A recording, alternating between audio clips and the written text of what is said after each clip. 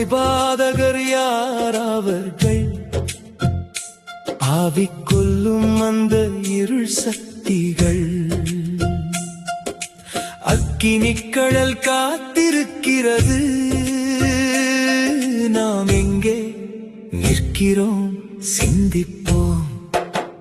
கொலைபாதகன் பொழுது விடுகிற போது எழுந்து சிறுமையும் எளிமையுமானவனை கொன்று இரா காலத்திலே திருடனை போல் திரிகிறான். கொலைபாதகன் பிசாசு, அவனை மனுஷ கொலைபாதகன்.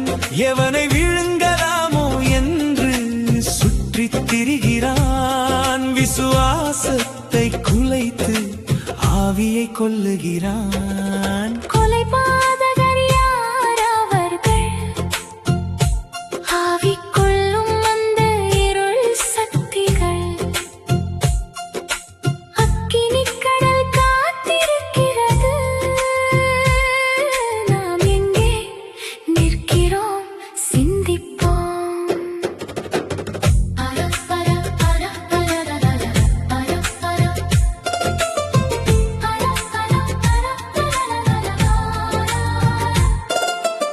ஆதி முதற்கொண்டு மனுஷ கொலைபாதகன். இயேசு கூறினார் பிசாசை பற்றி, நீங்கள் உங்கள் பிதாவாகிய பிசாசினால் உண்டானவர்கள். ஆதாம் ஏவாளின் வாழ்வை குலைத்தான், மகிமையையும் ஆளுகையையும் இழக்கச் செய்தான். மனித குலத்தின் ஆத்துமாவை காயப்படுத்தினான். ஆதி முதல் கொலைபாதகன் அவனே.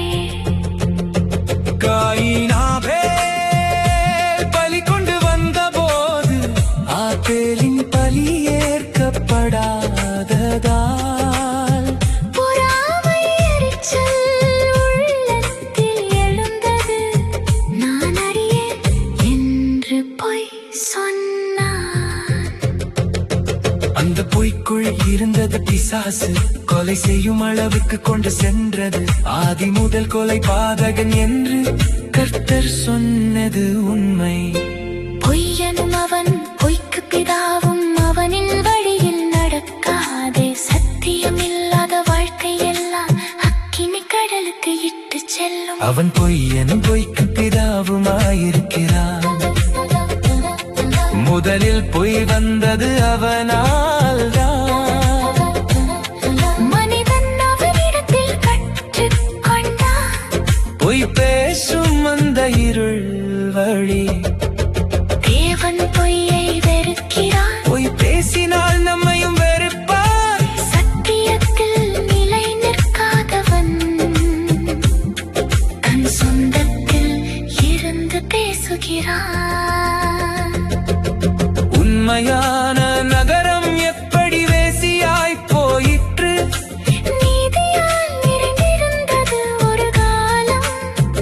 இப்போது கொலைபாதகர் குடிக்கொண்டனர். சாட்சி சொல்கிறது, நீதி நியாயம் நீங்கினால் தேவன் அன்பு விலகி போகும். உண்மை இல்லாத வாழ்க்கை கொலைபாதக மனதை உருவாக்கும். தன் சகோதரனை பகைக்கிறவன் மனுஷ கொலைபாதகன். அவனுக்குள் நித்திய ஜீவன் இல்லை. காயை போல பகை கொண்டால் அது கொலைபாதக ஆவி. பொறாமை எரிச்சல் வழி அழிவுக்கே இட்டுச் செல்லும். எனவே நம்மை நானே சோதிப்போம், நியாயம் தீர்க்கப்படாமல் இருப்போம். கர்த்தரின் வருகைக்காக ஆயத்தமானோம். சத்தியம், அன்பு,